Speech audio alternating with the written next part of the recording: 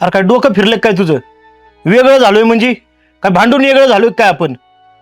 अरे आपण वेगळं का झालोय? इतके दिवस एकत्र होतो पण ते घर पुराणा झालं आपल्याला दोघांना बी लग्नानंतर. व्यवहाराचा बी काय गोंधळ नको. कसं आहे तुझ्या मागं तुझा परपंच आहे म्हणून मी म्हणलं आता यावर सुटसुटीत होईन, घर बी दोघांना दोन होत्या म्हणून आपण वेगळं झालोय. काय आपली काय भांडणं बिंडणं झाल्यात का काय? नाही. आणि मग तुला लाज वाटायला पाहिजे, तू मोठ्या भावाला मदत नाही मागितली. अरे पाणी कमी पडलंय तर माझा ऊस तुटूनच गेलाय ना. घ्यायचं ना सगळं पाणी तुझ्याकडे वळून.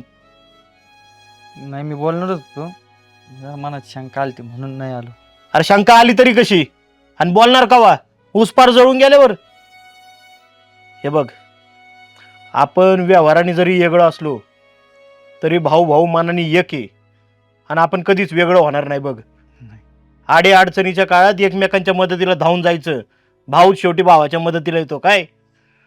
त्या डोक्यातनं खूळ काढून टाक तुझ्या.